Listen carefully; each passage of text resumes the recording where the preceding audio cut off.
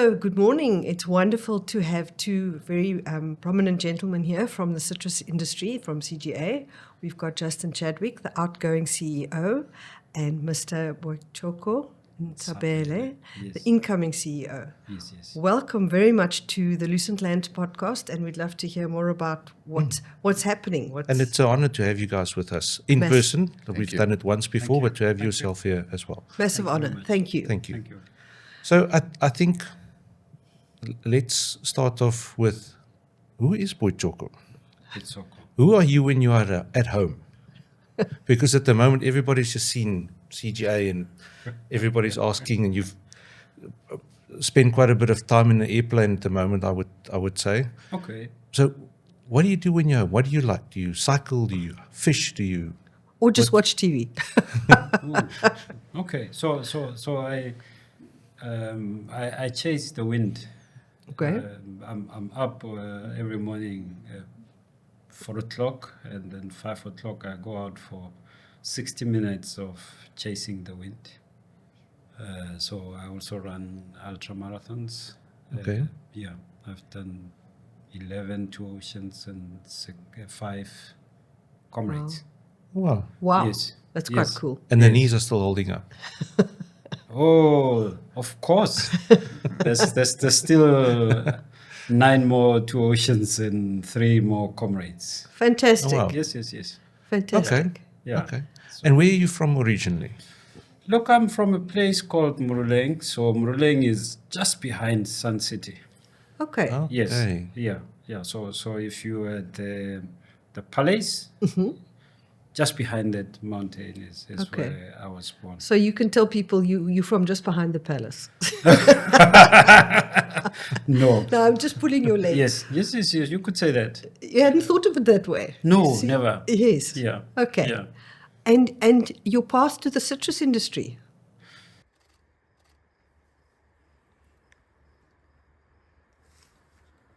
Let's have a look at that. Would you need something like that for your marketing purposes? Come and look on our stock site. They'll be there soon. So I've worked a lot with Justin and Dewald. So in my job at the department, I used to be the director food safety and quality assurance. So we set norms and standards for quality of food, but we also did food safety. And that's where I met the industry from. And then I went to Brussels as a minister councillor representing agriculture in Brussels. And then we became, I think we worked closer during that era with the troubles with CBS. And how long ago was that?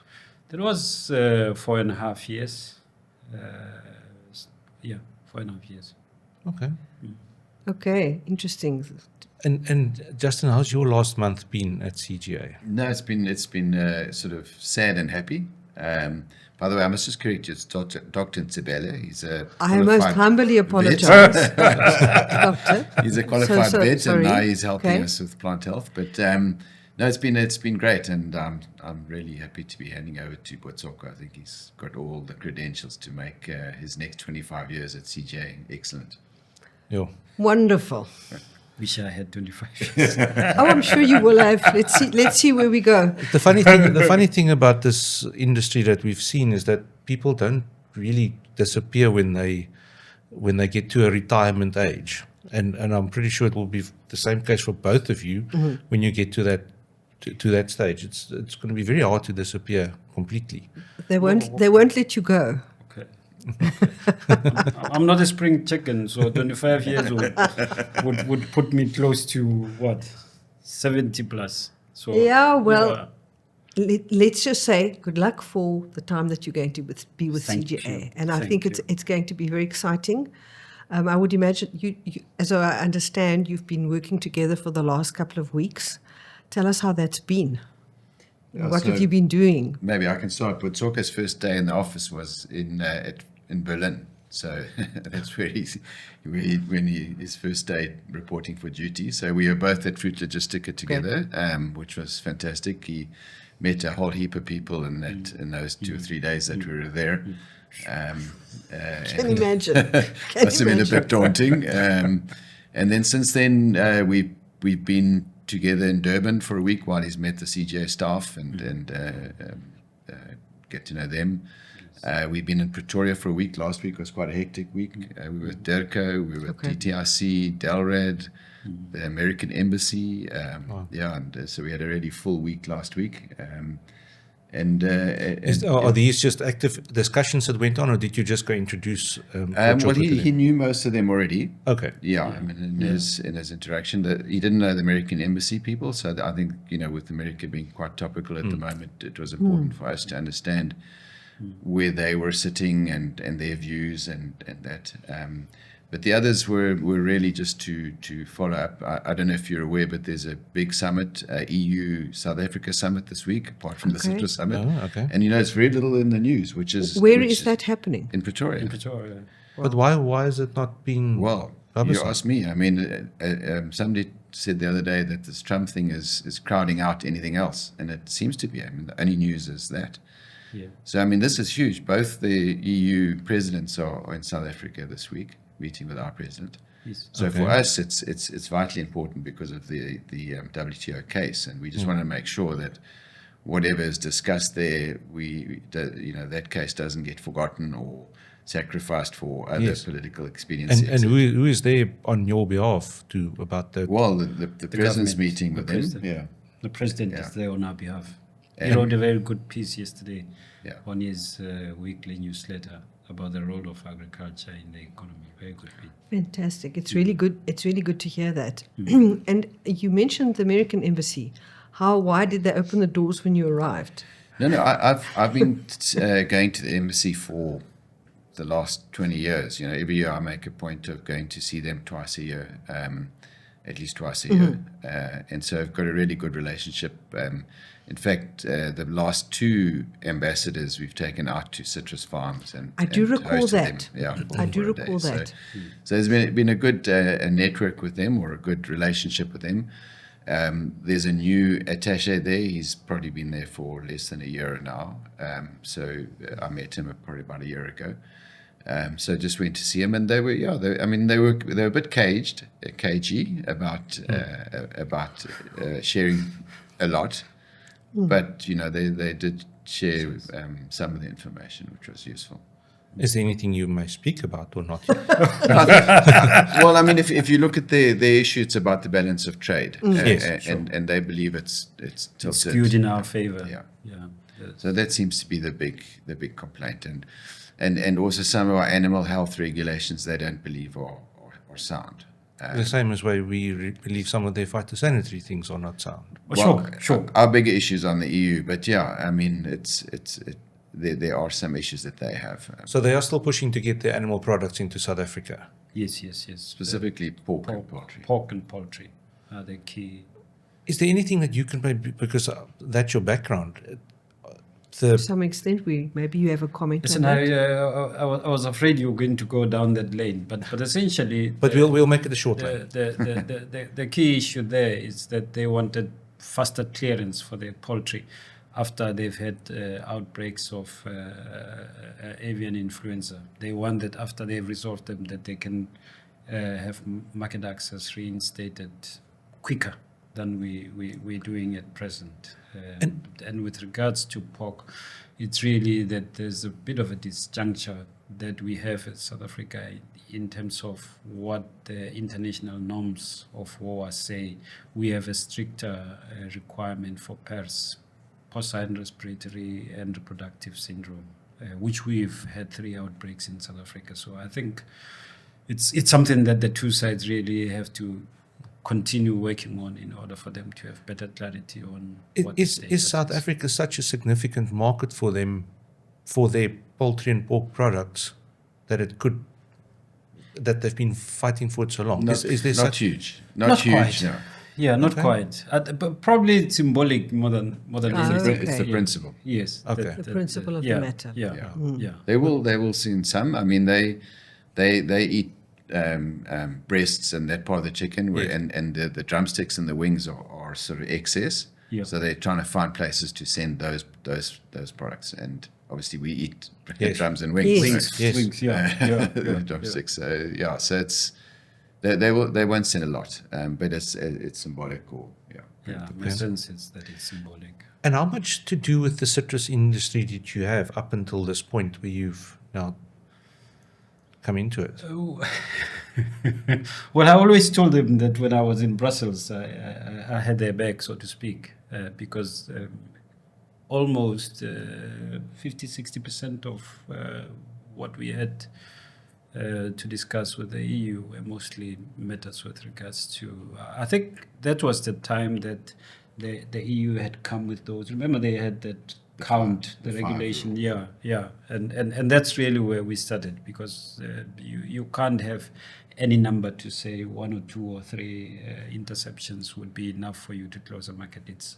There's no science behind arriving at such a determination, so to speak. So that was one of my first issues to deal with during my tour of duty. And physical primary citrus production, getting onto citrus farms, I presume that's going to be quite a big part of your initial stage, is to get to meet some of the growers on the field. Yes.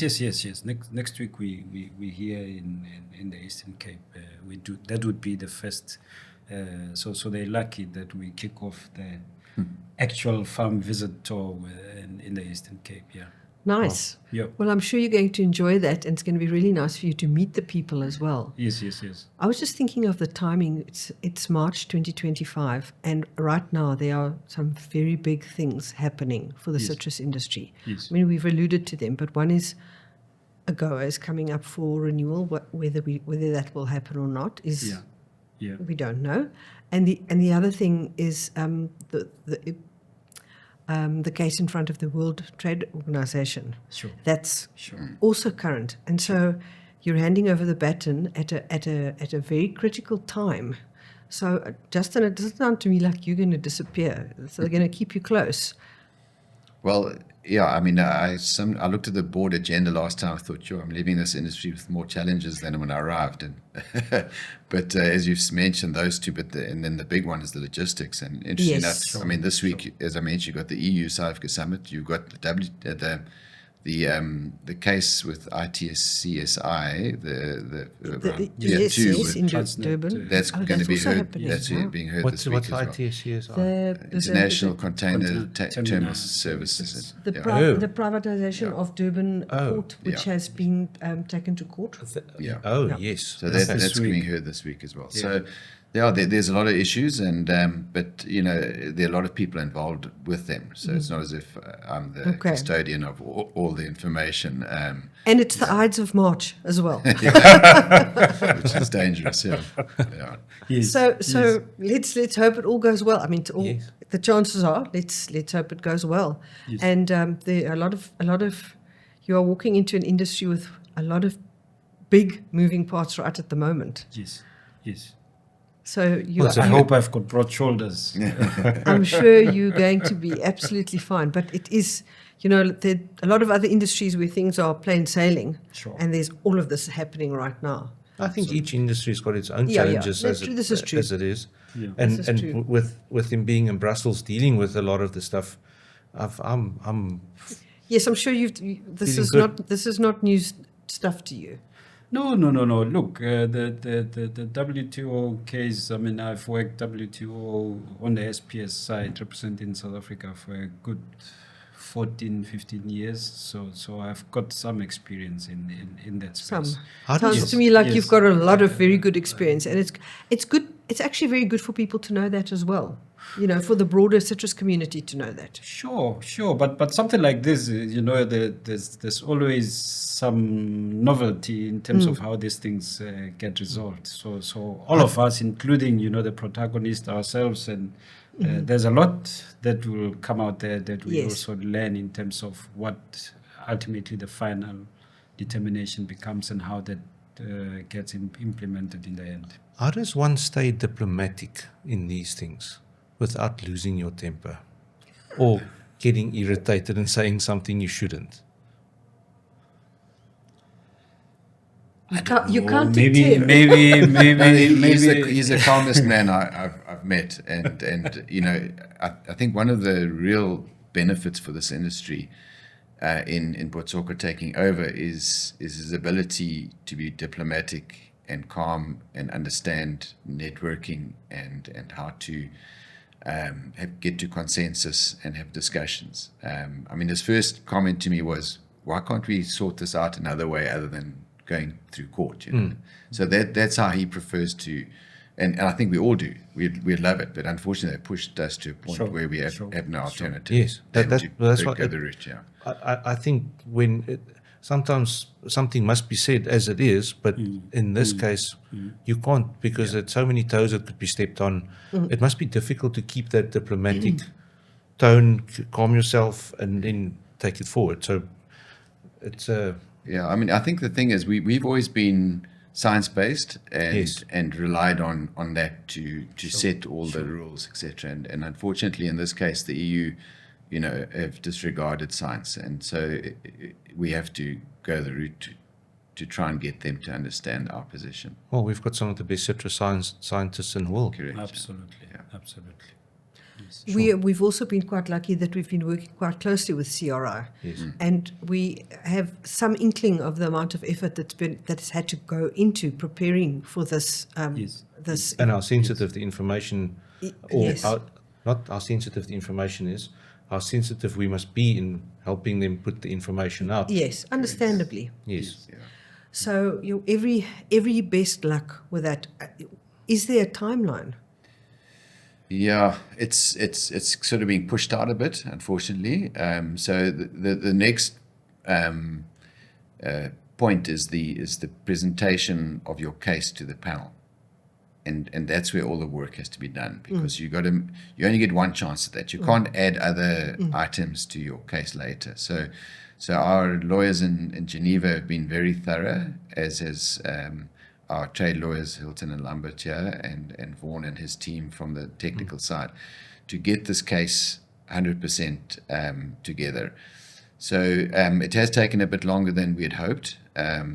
They are sort of getting to a point, they're going to get some additional technical resources in and some more legal resources in, just to make sure they've got it buttoned up. And then they will call for the formation of the panel. So they're talking about maybe April now, which is not that far away, but we had hoped originally that it was January or February, so that's gone. And once the process starts, it's still like 18 months that you might still be held up in the process. So the quicker we start, the better. Yes. But we need to be thorough. On World Citrus things, you are still the vice chairman of the World Citrus Organization? Not anymore, no. Not So anymore. we were co-chairs, myself and Jose Antonio, who's here, by the way, at the summit. Oh, fantastic. Yeah, so if you get a chance to chat to him, he's a very interesting guy. We would actually love to. Yeah, Yes. I will introduce you. So Jose Antonio and I were the chairman, but it passed to the next Sergio de Costello from Peru. Okay. And Bar is his name. I've forgotten his surname, from Morocco. So it's really great, because now we've got another 2 countries heading up the World Citrus Organization. Oh, and, okay. And we Because I was wondering about that, because that you were involved with that for quite some time. Yeah, between Jose Antonio and myself, we started it. They basically all created the idea and tried to launch it. And then it was literally the 2 of you that decided we should maybe see if we can put something like this in place. Yeah. How was that process?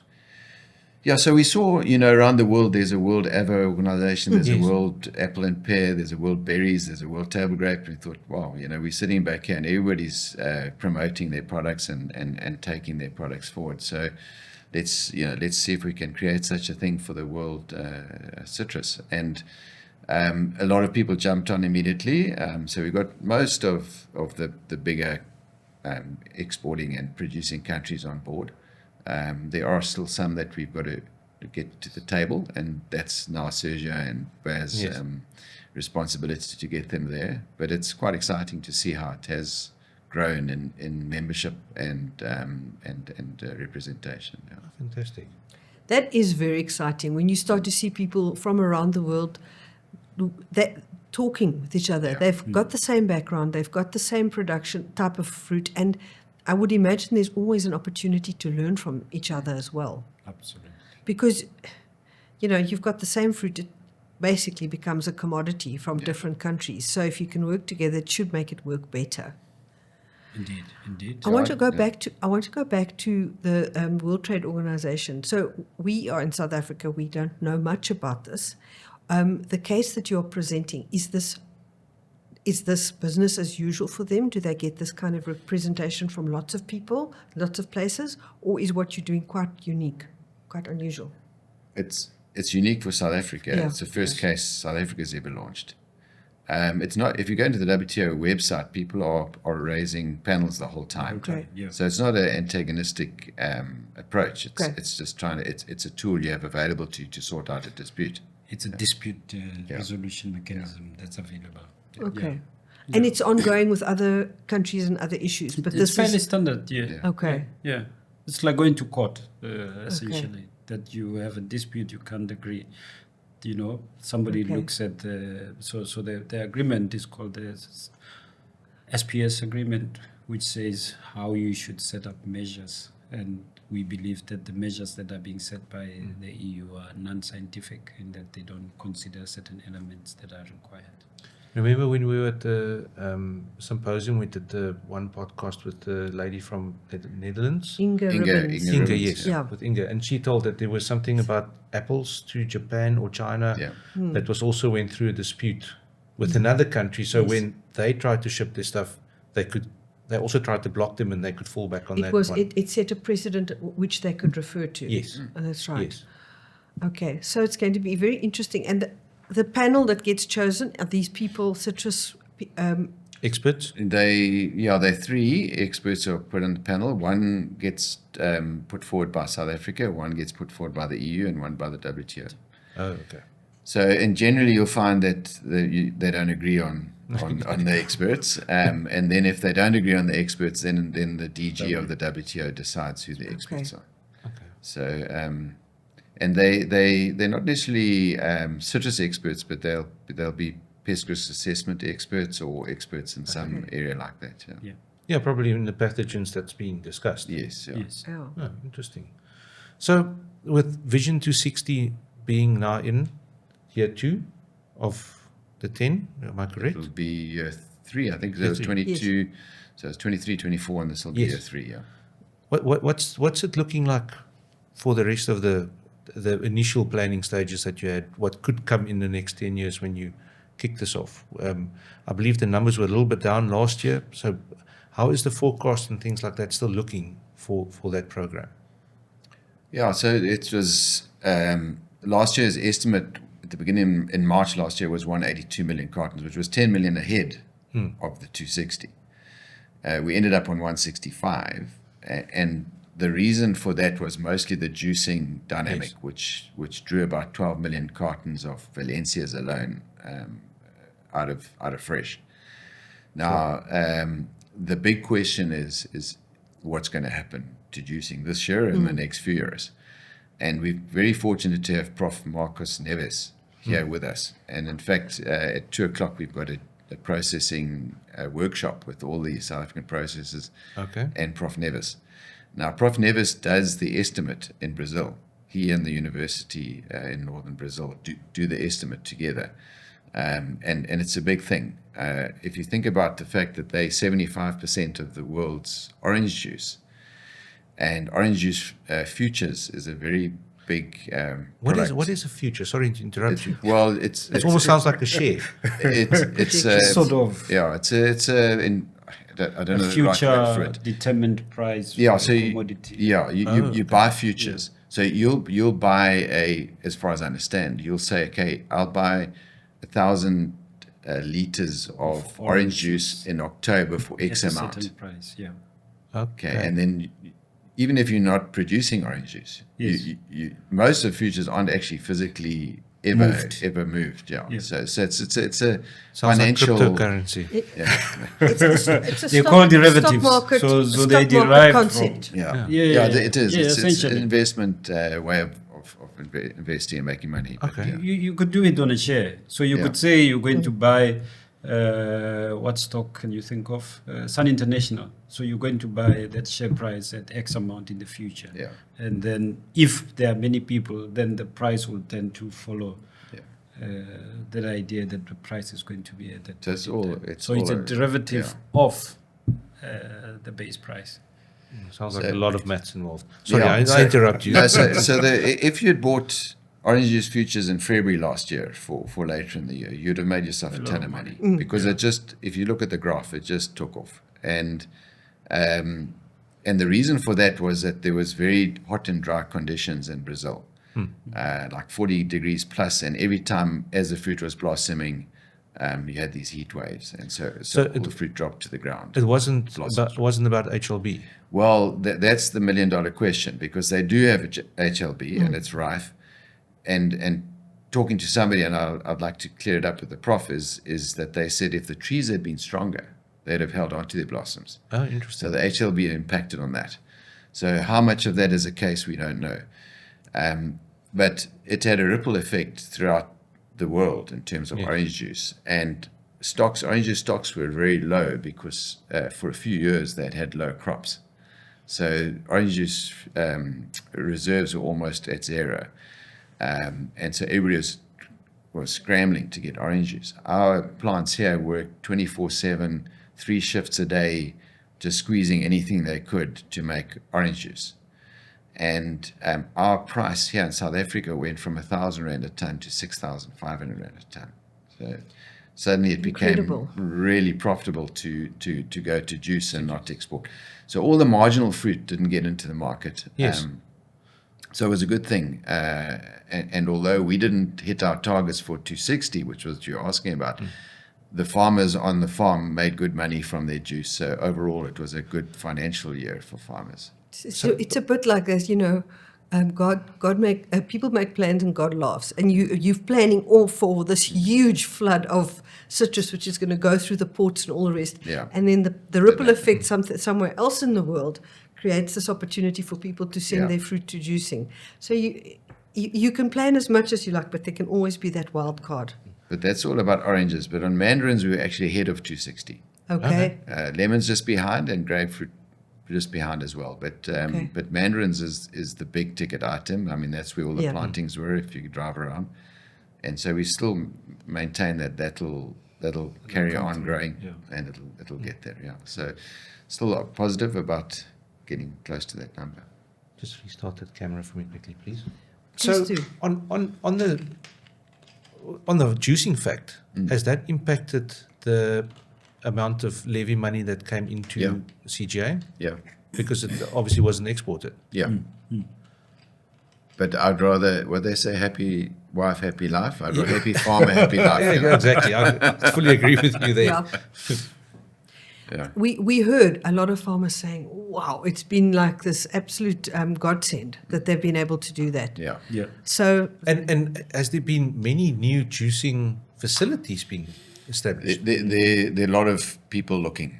So a lot of plans being made for the future. So Yeah, because last year I just did a quick Google as to I saw somebody advertise like a something that you can put into your own pack house. yes, and small scale ones. Yeah. Yes, I saw that and it looked interesting. But this is like just before this whole thing took off.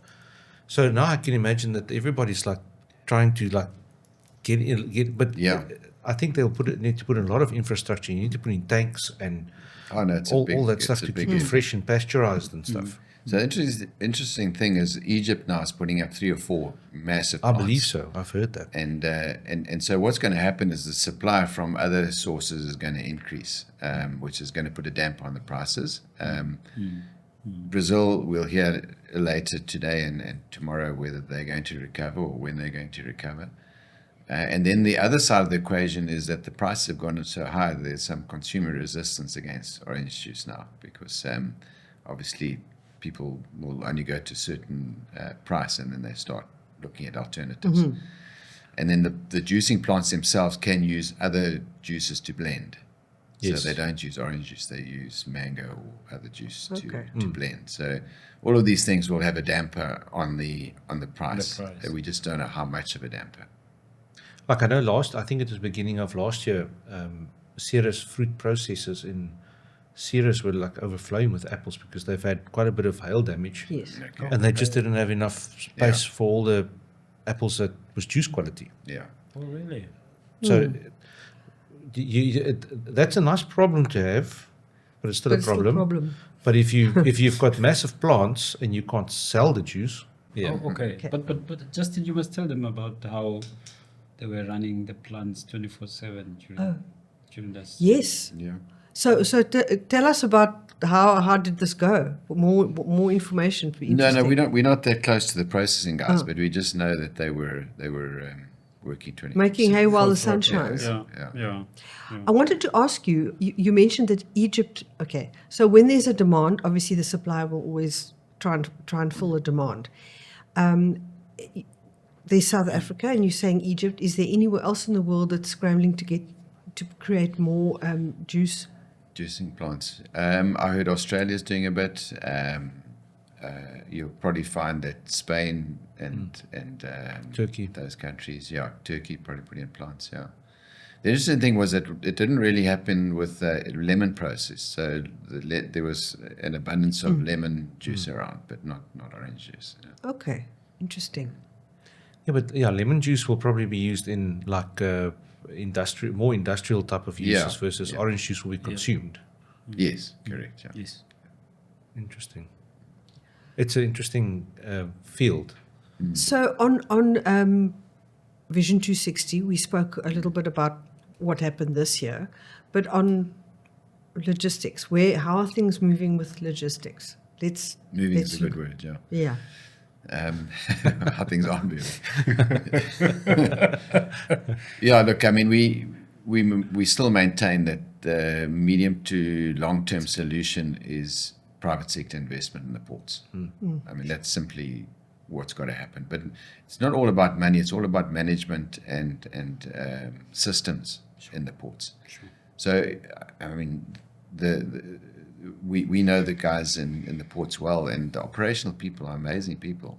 They really know their business, etc. And you see how quickly after the July riots in 2021, how quickly they got that port running again. Then they had the cyber attack, and how quickly they got the port running again. So in a crisis, they're unbelievable, and they really get things going. But in day-to-day, and to get up to the international norms in terms of gross crane moves per hour and those sort of measurements that we use, they're way off. And our view is that we need the private sector in there just to bring in the expertise, the management, the controls, the planning, and the equipment that is going to make the difference. And has CGA been in talks with private companies that when they say yes, that you can say, right, there you go. No, well, it's not. It's all about Transnet and the joint ventures that they are presently discussing. So we all know the International Container Terminal Services were granted the JV in Pier 2 in Durban, which handles 70% of Durban cargo. So it's the bigger part of Durban. And it's really unfortunate that APM Moller-Maersk then decided to challenge the process. And they got an interdict last year in November, so that Transnet and ICTSI could not carry on discussing it any further. That case can be heard now, and from what we understand and what we read in the press is it's just a technicality. It's nothing to do with whether they ran the whole process incorrectly. It's apparently due to solvency ratios and the different solvency ratios they used for ICTSI versus others. That's what we understand. Obviously, it's a legal matter now. But it is really unfortunate because they were meant to come in April or May last year. And by now, we would have already seen some improvements, we're sure. Yes. And the other dynamic is, fortunately, we had the lower crop. Because with the lower crop, we had less fruit going through the port. And they actually managed the season quite well. Unfortunately, here we're sitting in Quebec at the moment. And we had big problems here towards the end of the season. We lost 2 weeks of shipping at a critical time, and the price of oranges dropped dramatically in those 2 weeks. And so if we rough estimates, well, we lost about 500 million just from that delay alone. I don't know if you saw the report that Bureau of Food and Agriculture Policy put out, but they estimate that we lost in logistics as a whole, not just the ports, but road and getting the stuff to about 5.27 billion. I saw that. Yeah. I saw that. Yes. So those are big numbers, and Yeah. in an industry that earns 30 billion, you're talking about, 1/6 of the total earnings. But just how many jobs people could have been Yeah. fed? New tractors could have been Exactly. bought. It's just New dams wasted. could have been Yeah. built. New plantings. Yeah. Is there anything else on Vision 260 that you wanted to talk about before we move on? Well, I think the key thing is that all the numbers are showing that it's real, it's coming, and the key thing is to ensure that we fix infrastructure, logistics to ensure that when it gets to the ports, we need to also create markets. So part of it is really getting new markets for the fruit, so that we take it out from inland, we take it to the ports, and it's exported. Which markets are you looking at opening at the moment? Well, the US is, so if we look at what's coming, it's mandarins. Okay. So you're looking at mandarin markets mostly. And the US, we only have access from the Western Cape at the moment. And they're crying out for mandarins from other parts of South Africa. We've got fantastic mandarins here in the Eastern Cape. Yes. Up there, Lydenburg, Burgersfort, But area. it is CBS areas. Yeah, so they can't get in. So that wider access for America is critical. And unfortunately now with what's going on and more protectionism, it's looking a little bit more less likely to happen in a hurry. With the report that Dion and them put out, we had a chat. 2-3 weeks ago. Yeah, about 2 weeks ago. Ago, and what it means, and then all the different processes that CGA Yes. has been trying to get more access Yeah, into. We saw that, Jana. Yeah. We saw that. Yeah. So if AGOA falls away right now, it just disappears, and they said we're not Yeah. going to. I know there's a lot of industries that will be affected by it, the car industry and so forth and so forth. But how? And let's say the tariffs that would be imposed on us as just the normal stock standard, will it have a massive impact? Because if you look at the numbers, it doesn't look like it would deter Mrs. Jones from buying a mandarin off the shelf. Not if AGOA goes. So it's only R5 a carton. So it's not a huge number. But remember what the Trump administration is talking about is additional tariffs, like up to 25% on certain products.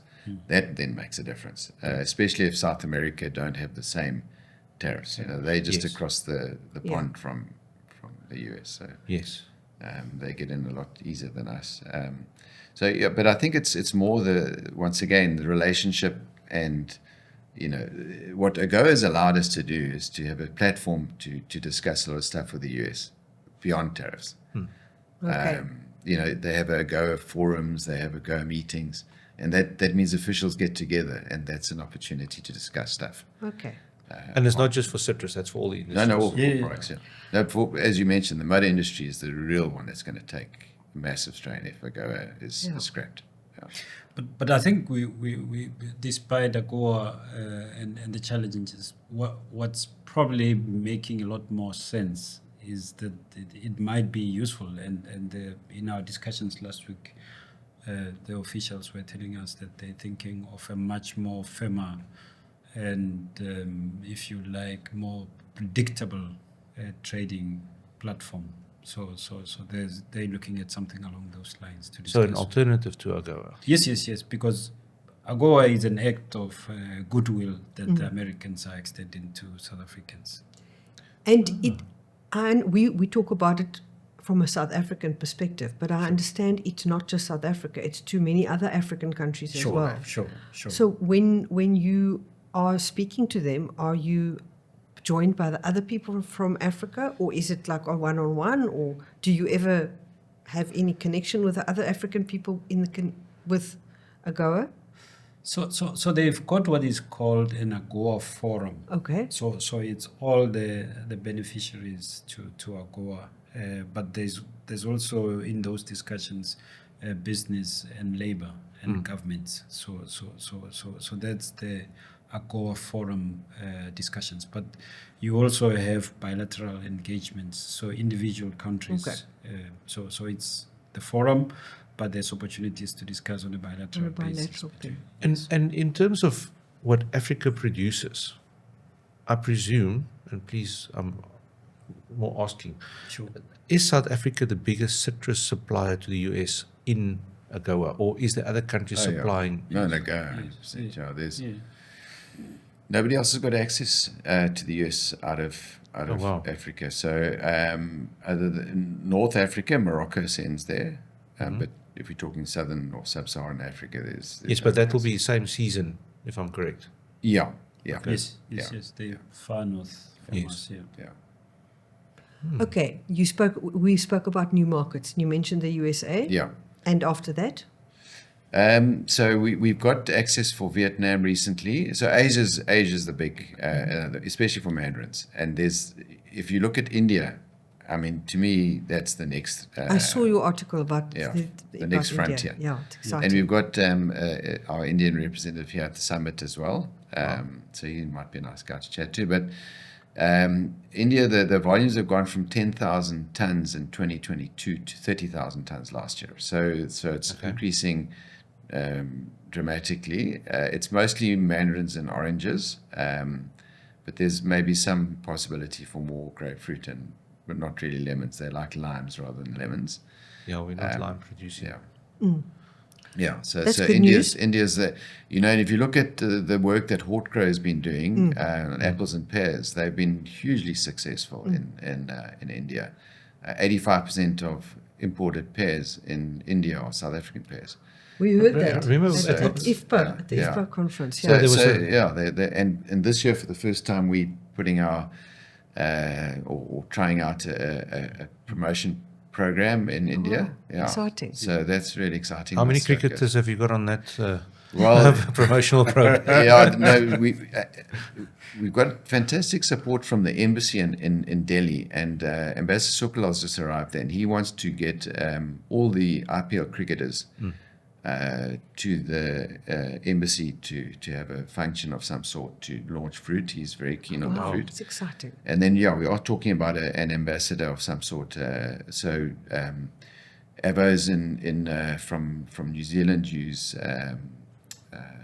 one of their cricketers, and so they, there's a South African company that uses AB de Villiers. They call their box 360. I saw that. Yeah, and that's a huge hit in India. It's one of the Apple companies, if I'm not mistaken. Correct, yes, I've seen that. Okay. That's why I've asked. You mentioned, that's right. And interestingly enough, I was in India in December at Ambassador Sukalal's invitation, and he had these what he called conclaves, where he had these big meetings with not just agriculture, but mining, telecommunications, and tourism. So Minister Dewald was there as well at the same time. But John T. Rhodes was there, and John T. went to the same school as me. I think I saw the photo of you. Yes. And he was. It's amazing. It's just everybody just wanted a piece of John T. It was incredible. I mean, how many years ago did John T. play? So. I mean, the young people wouldn't even know who you're talking about. No, they all know. Yeah, in this country, I'm saying, but there they know. They just loved him. Yeah. I used to make a joke when I would introduce myself. Then, because of Gary Kirsten and Peter Kirsten used to play, I would say, like the cricket players. Now, if you say that, people look at you. What were you talking about? It's like a long time ago. Yes. Yeah. But that's exciting. So India is looking good. Yeah. No, so we and there are lots of mouths there. There's a lot of people. They're vegetarians. They like fruit. It's very rough country to transport your fruit in, and it all mostly goes through the municipal markets, which are these huge affairs, and it gets put onto heads, and it gets put onto trolleys, and it gets put on the back of lorries and transported across terrible roads to destination. So we're very lucky that our product is a hardy product. I was thinking you can't do that with grapes. Yeah, so they try to, but I mean with grapes, peaches, plums, things like that are much more perishable. It's not so great. But for us, oranges specifically, I mean, even our mandarins are a bit less perishable more perishable than oranges. So they bruise a bit. But we've got a good product for India. And how big is their production? Like I know China is massive in their own producing their own fresh produce. No, they do a lot of limes, and they do produce oranges and stuff. But the oranges don't go orange. Okay. So is it too hot? It's too warm. Yeah. So the reason why an orange goes orange is because you get color break in the skin when it goes below a certain temperature. So theirs never gets dark there. So you see these bright green oranges. But when you peel them, they're beautiful inside. Yeah. Good heavens, that's unusual. So you can't call them an orange. No, it's called you have a to green. call greens. them. No, You can't call them orange. Yeah? It's so funny. Yeah. Yeah, that's what last year when we did that thing with the pink oranges. That was very interesting. Yes. About all the health benefits and stuff. And they said, well, EU wants an orange. They don't want a pink orange. Even though on the outside it still looks like an orange, it's pink Very inside. interesting. Yeah. Well, the banner at the end of the table tells the story. We are at the CGA Citrus Summit, and that's why we have the opportunity to speak to the two of you. And Thank you. tell us about what is the importance of the summit. What happens here? Just why does it happen? Yeah, so we started the summits in 2015, the first one, and decided to have one every second year. And the idea was to try and get, we've got a lot of different platforms. We've got the Citrus Marketing Forum, we've got the Citrus Symposium, and various other platforms where growers meet. But we decided we wanted some sort of central summit event where you'd get everybody together and you discuss things of importance. Really give people more information, get really world-class speakers here, try and get international people here as well, and really a platform for all the grower and really the owners rather than perhaps the managers, etc., to get together and care a bit and talk and network. It's important. Yes, very important. Yeah. And it's gone really well. I mean, this year we've got 650 people here, and to be honest, we probably could have. Well, there's 100 people on the waiting list, so we probably could have gone to 1,000 people if we'd, really. Yeah, it sold out quite soon. It was unbelievable, yeah. And it's a very nice opportunity for you to be meeting many of the growers. Yes. So Have you got a notebook so we can Take notes of everyone. Have you met Umkali Skuman yet? yes, I've met Something Umkali Skuman does. Yeah. And he did it when we were, and he takes a selfie with every person he meets on that day. If it's he did take a selfie. He did. Yeah, he did. So, I think it might be a good practice for at least for the first 6 months. To just remember all the names that you're going to have to meet. I'm not too bad with names. Yeah, but still, it's like the general. How many people What can you amazed me is remember from one day? he's got a really good memory. I mean, I've important got him. a notebook. I take notes on everything. I've got about 50 notebooks in my office in Durban, but he doesn't just take remembers. notes and he remembers Well, everything. that's a wonderful gift. Yeah. Yes, it is. Thank Yes. you. Thank Yes. you. So- Thank you. Are you in Durban or are you moving there? Or No. So I think the CGA has grown quite a bit. We have people working out of Cape Town. So I will be working out of Pretoria, housed by the Grower Development Company. okay, Yeah, so I share space with them, which is one of the fantastic. companies in our stable. Yes. Yeah. So you will see a lot of Lucanio. Oh, you know Lucanio? I know Lucanio for a long time already. Tell him the story about Lucania, Yes, so maybe you can tease him but when I he think gets in office. the key thing also is also to strengthen the stakeholder relations. It's important. Yes, It's very yes. important.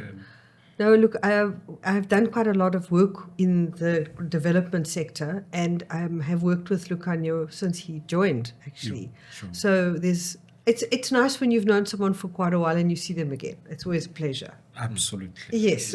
So, with Natal not being a citrus production area, when you started with citrus, why did you start in Durban? No, so I was employed in 1999, and at that stage there was no office. So Ian and Marion were. Ian was a general manager then, and his wife Marion was the secretariat, and they basically worked out of their house in Pretoria. And Peter Nicholson, the chairman, I said to him, well, where must I set up office? He said, set it up wherever you want to. Okay. So I was living in Hillcrest. I'd worked in the sugar industry before, and my wife wrote me a long letter as to why we weren't moving anywhere. So that sort of you still have the letter. helped seal the deal. So we set the office up there, and it's worked pretty well. But definitely the stakeholder engagement, and particularly with government, but also the embassies in Pretoria and people like that, it probably would have made more sense for me to have been in Pretoria. But when I started, there was no structure, and there were no people, and there was nothing. So I didn't even know what I was going to be doing. So I did everything to start with, and then gradually built up the team we have now. So I think, if you look at where we were then and where we are now, the employment of Boitshoko and him in Pretoria is ideal, because now we've got to a level where that whole government engagement and stakeholder engagement is critical now to take us to the next level. And then Paul Hardman has been appointed as the Chief Operating Officer, and he oversees all the staff who are in, there's half of them, say, in Hillcrest. So that means that Boitshoko doesn't have to be there to run the office and run the people. So it's actually ideal that we've got the structure now that allows him to be in Pretoria. And the fact that it just happened to be close to the biggest citrus shipping port and everything. That has helped, yeah. Yes. Yeah. It all goes past our doorstep, yeah. Fantastic. Yes. So I think it would be a good opportunity for both of you to send a bit of a message to the growers. First, let's start with you. Yeah. No, from my side, it's been amazing journey, and the one thing I can say about farmers and everywhere is that they're the most hospitable people that you'll ever come across, and they demand their piece of flesh. There's no doubt about that. They question a lot, but they're fair, and they do give praise when they believe that it's deserved. So I've really enjoyed working with farmers. I've worked with farmers all my life, and I love going out to the farm and chatting to them and all the rest. So I'm going to miss that in my new chapter in my life. But it's been an exciting journey, and I'm really excited to hand across to Boitshoko, because I think he's going to take it to the next level. Wow. I can imagine it's been an incredible ride, as you say, starting from just you being the first person, and now CGA is this big organization. Did you ever think it was going to become that? Sure. I mean, when you start out, you don't really know where you're going. And in fact, I mean, in those days, we didn't own CRI. So that was a huge part of the thing, is to try and get CRI on board. So I mean, I think each thing has been stepwise sort of addition to the organization. And the way that we've always done it is that we'll have the people working internally until a focus area becomes big enough to actually put it in its own company, and then give it its own management and board, so that it just focuses on that. So if you look at the Grow Development Company, Lucanio was in my office as a transformation manager, and then we formed that company. The Citrus Academy, Jacqueline was as a CGA employee, and then she went off there. CRI, we had a research guy who was on our staff for a while, and then we purchased OCC, Outspent Citrus Centre, and then formed CRI. So it's sort of like snowballed over time. But yeah, when I was sitting in my little office there for that first year in Hillcrest, with a telephone line going outside to the switchboard of some accounting company, and it was just me, it was a bit daunting. But it's been a fantastic trip. Oh. Yeah. Thank you. I've only been involved with the citrus industry for a short while, and all I can say is just thank you for what you've done. Yes. Absolutely. And your willingness to talk to us, and like the contacts you helped us when I was looking for my visa 2 years or 3 years ago, and it's just thank you. The things that I think you've done have probably gone far beyond any kind of job description that anybody would have thought of. So yes, you've done an incredible job for the citrus industry, and enjoy your retirement. But I don't think they're going to let you get away completely. And you, sir, your message Yes. to the industry? Look, I've also been working with farmers probably since 1997. Okay. But they were not citrus farmers. Okay. Yeah. So They complain about the same things. not quite. The one thing that they've been trying to tell me the whole time is that, listen, farmers complain a lot. You gotta get used to it, and it's something that I've not yet experienced. So I'm hoping this week that I try and listen and hear the extent to which, because like Justin says, really they demand their pound of flesh. So and one thing that he's told me often is that you got to think and try and zone in your thinking whether something is good for the growers, and that is also very important for me, because I said to him that in my experience in being a CEO has been in a very corporate environment, and the risk I saw was me going corporate on CGA, which sometimes has its own disadvantages that you might constrain an organization, because if you really think about being corporate, you bring some degrees of bureaucracy, which tends to handicap. So it's something that I always have at the top of my mind. But I'm very happy to join the industry, very proud of what Justin has achieved and is now handing over to me, and I would really look after it with my best effort that I can muster to make them successful. And as we look for growth and new markets to take citrus to.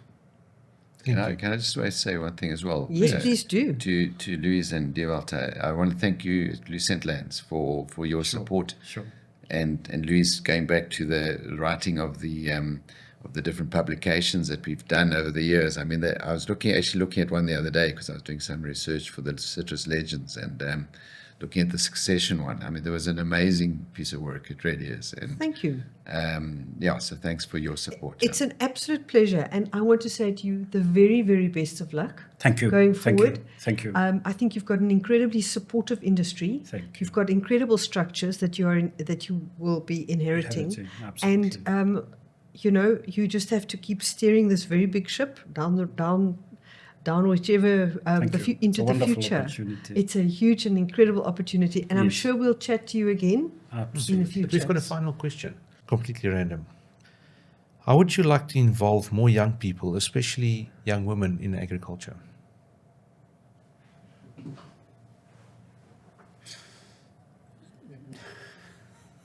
I'm going to say this, and one of the first things that I observed throughout my journey to end up sitting here, there have been very few women. That has been my observation, and I've never asked anyone why, but it's something that I'm observing, that there seems to be a lot of work that needs to go. I did ask someone, and they mentioned that there used to be one lady who was a board member at some point. But the key thing for me is that you gotta think of sustainability in very different terms than we do. My sense is that sustainability is when everyone gets involved in growing something. So you, a father, you only have daughters. How do you ensure that you transfer that? So clearly we need to be bringing a lot of women into agriculture, into the citrus family. We need to bring young ladies. But my sense is that the whole world, there's a problem with an aging farmer cohort.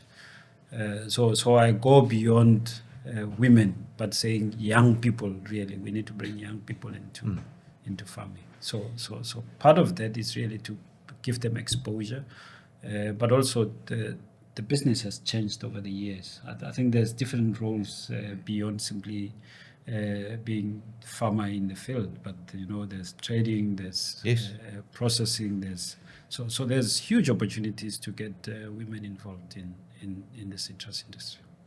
Yeah, and if you look at the academy, there's one man, I think there's 5 women. If you look at CGA Grow Development Company, 2 men, probably 5 women. Yes. 3 men, 5 women.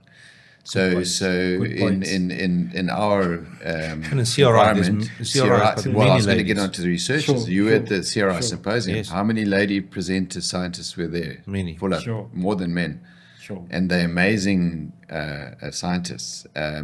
You'll go and see in the summit. You'll see a lot of young ladies there as well. So I'm really positive about the number of young ladies that are coming into our industry, and they're dynamic and enthusiastic. So it's and with new ideas and things. Amazing. Absolutely. If you want to have the best time, when I go to any conference, I go and spend time with the Citrus Academy students. It's uplifting because they got this huge positive attitude, which a lot of us older guys don't have. Yes, it's important when you're young. It's important to be positive and to have a real big match temperament and go, because that's what we need. We need that enthusiasm, that energy, and you almost need to be a little bit arrogant to get ahead, to push yourself down the road. Sure.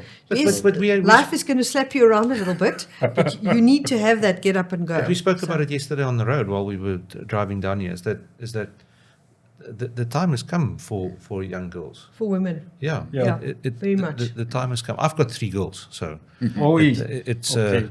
Congratulations. Thank you.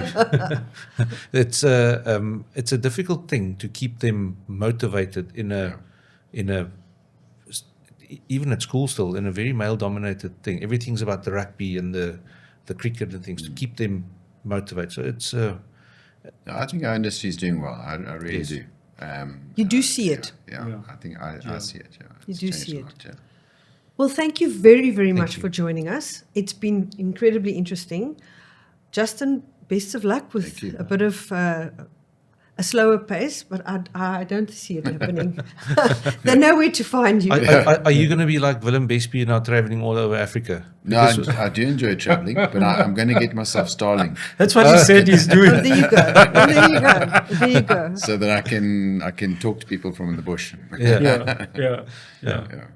Thank you so much. And Boitshoko, good luck. Thank you very much. And we will be in touch and we'll be watching. Please do come have coffee by my place. Thank you very much. We will definitely do that. Thank you. Thank you for the opportunity. Really appreciate it. Thank you.